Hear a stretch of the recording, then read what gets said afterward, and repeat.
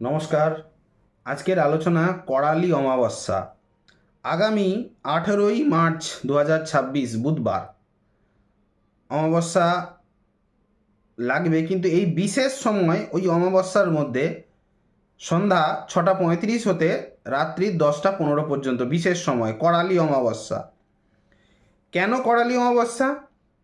আপনারা যারা যারা দেখতে জানেন তারা একটু টাইপ করে দেখে নেবেন যে কোনো সফটওয়্যারে, যে ডেটটা দেবেন, যে 18ই মার্চ 2026 সময়টা দেবেন সন্ধ্যে 6:35, ক্লিক করলে দেখতে পাবেন রাহুর সাথে প্রতিটা গ্রহের কানেকশান রয়েছে। কোনো না কোনোভাবে রাহুর প্রভাবে প্রতিটা গ্রহ, রাহুর অপোজিটে তো কেতু থাকবেই, এটা স্বাভাবিক, কিন্তু রাহুর সঙ্গে কালপুরুষ রাশিচক্রের একাদশভাবে কুম্ভ রাশির ঘরে ওই মানে করালি অমাবস্যার দিন চন্দ্র এবং বুধ থাকবে। রাহুর দ্বাদশ দৃষ্টি, উল্টো দৃষ্টি, হ্যাঁ, সোজা দৃষ্টি হয় না, দ্বাদশ দৃষ্টি পড়ছে মীন রাশির ঘরে। সেই মীন রাশির ঘরে কে থাকবে না সূর্য, দগ্ধ শনি অর্থাৎ কম্বাস্ট শনি হবে সূর্যের প্রভাবে, এবং ওই মীন রাশির ঘরে যে উচ্চস্থ গ্রহ শুক্র থাকবে, এবং এই রাহুর প্রভাব মিথুনে বসা বৃহস্পতির ওপরে কিন্তু থাকবে। ঠিক আছে, সুতরাং রাহুর সাথে প্রত্যেকটা গ্রহের একটা সংযোগ এই অমাবস্যাটা, করালি অমাবস্যা। দেখুন, এই অমাবস্যার নামটা করালি কেন বলছি, কারণ এই অমাবস্যাটা হচ্ছে অতি ক্রূর অমাবস্যা, যে সমস্ত ব্যক্তিগণ মহাশত্রুর দ্বারা পরেশান। ঠিক আছে, মহাশত্রু অর্থাৎ দেখুন, একটা কথা বুঝবেন যে সবসময় কিন্তু মাফ করে দেওয়া উচিত না। যদি সবাই মাফের কথা ছেড়ে দিত, তাহলে কিন্তু মহাভারতের যুদ্ধ হতো না, যুদ্ধে এত রক্ত বইতো না, তাহলে ভগবান শ্রীকৃষ্ণ কখনো সুদর্শন চক্র নিয়ে গদা নিয়ে দাঁড়াতো না।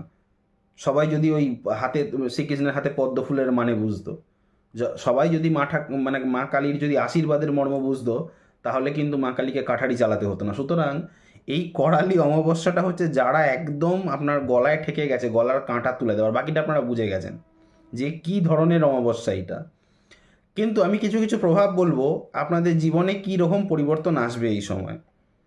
দেখুন, প্রথমতে রাহুর সাথে চন্দ্র থাকবে, এবং চন্দ্র হচ্ছে মন মানসিকতার কারক গ্রহ, এবং রাহুর দৃষ্টি আত্মাকারক, বলিনি, আত্মাকারক রবির ওপরে থাকবে।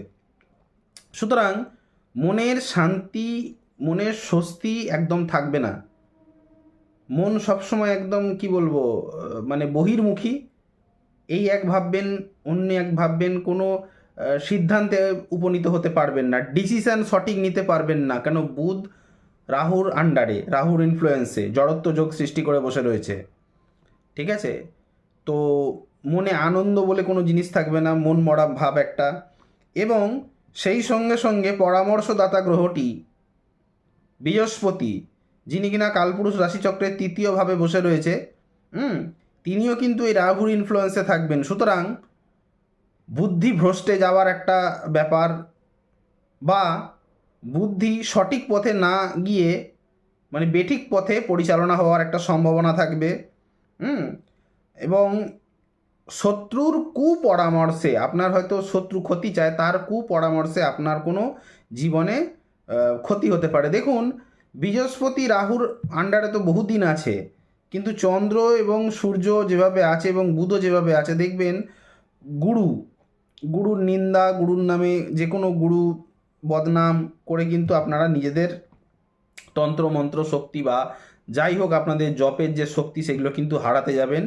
এবার আমি কিছু বলবো আপনাদের জন্মছকে, যাদের ব্যক্তিগত জন্মছকে রবির সঙ্গে হয় রাহু অথবা রবি শনি, শ্রাপিত দোষ ফোষ ওগুলো বলছি না, রবি শনি শ্রাপিত দোষ অতি অবশ্যই, বা রবি রাহু, হ্যাঁ, গ্রহণ দোষ, বা রবি মঙ্গল এইরকম, বা রবি কেতু অশুভ সংযোগ রয়েছে জন্মছকে, তাদের ওই আগামী 1.5 বছর, ওই করালি অমাবস্যার ঠিক পরে পরে আগামী 1.5 বছর, এই 1.5 বছর দেখুন আমি কিন্তু সেই ট্রানজিট হিসেবে 1.5 বছর বলছি না, যে রাহুর ট্রানজিট কিছুদিন পরেই হবে, ওই কুম্ভ রাশি থেকে রাহু নেমে আসবে মকর রাশি, সেই 1.5 বছরের কথা বলছি না, আমি করালি অমাবস্যা থেকেই বলছি। প্রায় 1.5 বছর বা তারও কিছু বেশি, আপনারা 1.5 থেকে 2 বছর ধরে রাখবেন যে আপনাদের বিবিধ সমস্যার মুখে পড়তে হবে। যেমন বুধের সঙ্গে রাহু আছে, আপনার ডকুমেন্টস রিলেটেড সমস্যা, আপনার সাথে যে যা পারে চুক্তি করেছে সেই চুক্তি কখনোই সে রাখবে না, আপনাকে দেওয়া কথা প্রতিশ্রুতি কেউ রাখবে না, আপনার মন কেউ বুঝবে না। চন্দ্রের সঙ্গে রাহু আছে, আপনি মিথ্যে মায়ার পেছনে ছুটবেন, মিথ্যে আলেয়ার পেছনে ছুটবেন। চন্দ্রের সঙ্গে রাহু, যদিও চন্দ্র এক জায়গায় স্টে করবে না, তাড়াতাড়ি বেরিয়ে যাবে, যাই হোক, কিন্তু এই জিনিসগুলো কিন্তু যেহেতু অমাবস্যার সময় হবে, আমি কথাগুলি বলছি। এবং সেই দিন আর কি কি হতে পারে, ধরে নিন রাহুর দৃষ্টি, রাহুর সাথে কে রয়েছে, রাহুর সঙ্গে রয়েছে মঙ্গল, ঠিক আছে, বুধ এবং চন্দ্র। আচ্ছা, তাহলে দেখবেন ভাইদের সাথে গন্ডগোল, যাদের পরিবারে দেখবেন ভাই আছে, ভাইদের সাথে গন্ডগোল, পাড়া প্রতিবেশীদের সঙ্গে গন্ডগোল, ভুল যোগাযোগ ব্যবস্থা, ভুল কমিউনিটি, আপনি এক বলতে চাইছেন অন্য কিছু হচ্ছে, এই ধরনের কিন্তু আপনারা সমস্যায় পড়বেন। এবং বিশেষ করে দেখবেন দাম্পত্য সমস্যা হবে, যাদের কিনা জন্মছকে, ব্যক্তিগত জন্মছকে মঙ্গল কেতুযুক্ত বা মঙ্গল রাহুযুক্ত হয়ে বসে আছে, এই করালি অমাবস্যার প্রায় 1.5 থেকে 2 বছর আপনারা দেখবেন। আপনাদের প্রপার জন্মছক আলাদা করে দেখতে হবে, সেটার ব্যাপারে আলাদা, কিন্তু একটা মোটের ওপর আগাম 1.5 থেকে 2 বছর দেখবেন আপনাদের দাম্পত্য সমস্যা, বা এই অমাবস্যার পর থেকে 18ই মার্চের পর থেকে দেখবেন দাম্পত্য সমস্যা, কলহ, পারিবারিক অশান্তি, সন্তান নিয়ে প্রবলেম, সন্তান যাদের হবে করছে মিসক্যারেজ হয়ে যাওয়ার চান্স, বা সন্তানরা আপনাদের কথা শুনছে না, সন্তানরা অবাধ্য, সন্তানরা কুসঙ্গে পড়ছে, এই ধরনের, ঠিক আছে।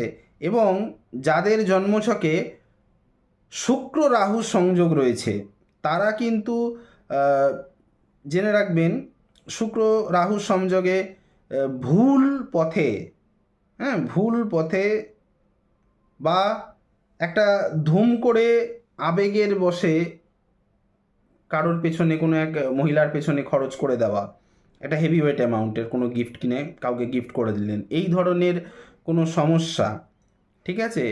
বা কি বলবো, সঠিক মানুষকে না চিনতে পেরে ভুল মানুষকে ভালোবাসা, ভুল রিলেশনশিপ প্রবলেম এই সময় কিন্তু হবে। এবং বিভিন্ন রকম রোগ, অসুখ এবং শত্রুতারও সৃষ্টি হবে, ঠিক আছে। কারণ যাদের জন্মছকে, আমি বারবার বলছি, আমার এই ভিডিওর সঙ্গে সঙ্গে মেলাবেন, আপনাদের জন্মছকে যদি মঙ্গল কেতু এক জায়গায় থাকে বা মঙ্গল রাহু এক জায়গায় থাকে, তাহলে আপনাদের কি প্রবলেম হবে, দাম্পত্য জীবনে সমস্যা হবে, ভাই ভাই সমস্যা হবে, জমি জমা রিলেটেড সমস্যা হবে, ফ্ল্যাট বাড়ি কিনতে গেলে সমস্যা হতে পারে। বুধ যখন রাহুর প্রভাবে রয়েছে, আপনাদের জন্মছকে মিলিয়ে নেবেন বুধ রাহু, তখন আপনাদের ডকুমেন্ট রিলেটেড সমস্যা হবে, যে কোনো ডকুমেন্টসে যা চুক্তি হয়েছিল সেই অনুযায়ী আপনার সাথে কাজকর্ম হবে না। কিন্তু যদি শুক্র রাহু থাকে, তাহলে রিলেশনশিপ প্রবলেম, ভুলভাবে অর্থ খরচ, ভুল ব্যক্তিকে বিশ্বাস করে ঠকা, এই ধরনের কিন্তু সমস্যা। এবং মঙ্গল যাদের রাহু বা কেতুর সঙ্গে বসে আছেন, তারা যারা চাষবাসী লোক, তাদের কিন্তু জমি সংক্রান্ত বা ব্যবসা সংক্রান্ত সমস্যা হবে, ব্যবসায় ক্ষতি, কৃষিজ ফলনের ক্ষতি হবে। এই করালি অমাবস্যা তান্ত্রিক পরিভাষ্যে একে বীরভদ্রেশ্বর যোগ বলা হয় বা অতিবলি চণ্ডাল যোগ বলা হয়, ঠিক আছে। এই করালি অমাবস্যার এক নাম বীরভদ্রেশ্বর যোগ বা অতিবলি চণ্ডাল যোগ, অর্থাৎ চন্দ্র, মঙ্গল, রাহু এবং বুধের একটা সংযোগ, ঠিক আছে। এই বীরভদ্রেশ্বর কেন বলা হচ্ছে তান্ত্রিক ভাষায়, যেমন আপনারা দেখবেন নারায়ণ সেনা, দেবসেনা মিলে দক্ষ রাজের কোটি সেনাকে ধ্বংস করেছিল, ঠিক আছে, দক্ষরাজকে হত্যা করেছিল। তদ্রূপ এই সাধকগণ, যারা সাধক আছেন, যারা সাধনার সাথে যুক্ত আছেন, তন্ত্র সাধক যারা, তাদের এই করালি অমাবস্যায়, বিশেষ করে আপনারা তারাপীঠ গেলেই বুঝতে পারবেন, তারাপীঠে আমি একটা মন্দিরের নাম ভুলে যাচ্ছি, খুব ফেমাস মন্দির, কিন্তু আমার নামটা এই মুহূর্তে মনে আসছে না, সেখানে বিশেষ বলিদান ওই দিনে হয়, সমস্ত তান্ত্রিকরা যায়, দেখবেন লাল ড্রেসওয়ালারাও যায়, ব্ল্যাক ড্রেসওয়ালারাও যায়। এবং ওইখানে তো দেখুন, বলি প্রথা মান্য কি না মান্য তার, সেটা নিয়ে আজকের টপিক নয়, কিন্তু আজকের দিনে কিন্তু আজকের দিনে নয়, ওই যে করালি অমাবস্যাটায় শত্রুদের সঠিক শাস্তি দেওয়ার সময়, মুখের ওপর জবাব দেওয়ার সঠিক সময়। ঠিক আছে? তো কিভাবে আপনি কি করবেন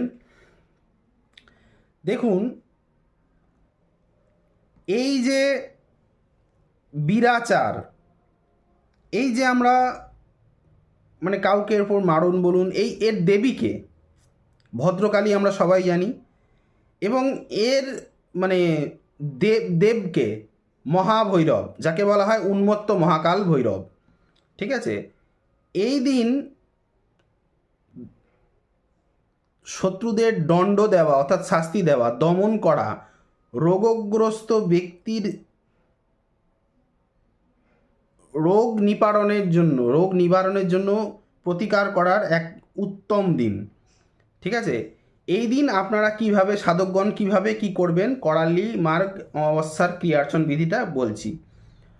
মহাদণ্ডের পূজার্চন, মহাদণ্ডের স্নানাভিষেক, আমি কিন্তু মহাদেব বলছি না, মহাদণ্ড বলছি, কথাগুলি শুনতে হবে যেগুলো বলছি।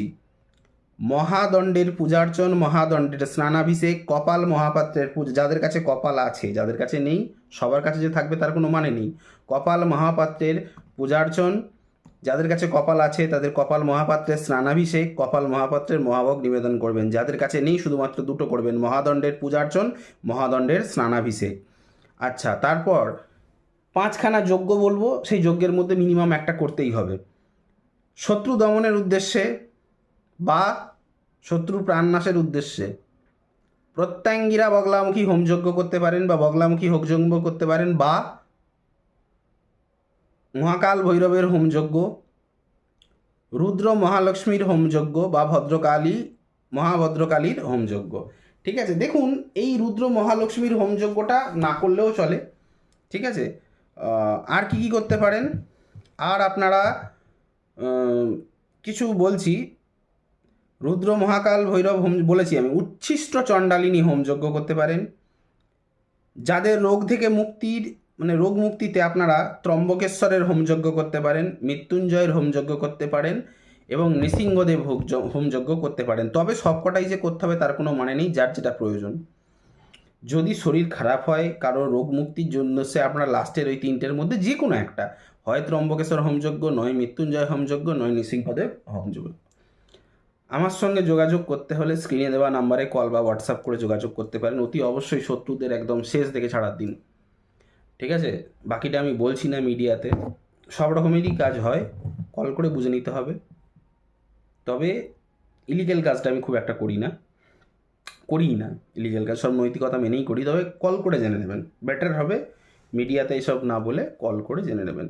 ভিডিওটা ভালো লাগলে 5টা লোককে শেয়ার করতে পারেন, এবং চ্যানেলটিতে নতুন হলে সাবস্ক্রাইব বাটনটিতে প্রেস করে নোটিফিকেশানে গিয়ে অলে গিয়ে অন দাবাবেন, যার ফলে আমার তৈরি ভিডিও বেরোতেই সবার প্রথম আপনারা পাবেন। আজ এখানেই রাখলাম, দেখা হচ্ছে নেক্সট ভিডিওতে নেক্সট টপিকে। ততক্ষণ পর্যন্ত ভালো থাকুন, সুস্থ থাকুন, নমস্কার।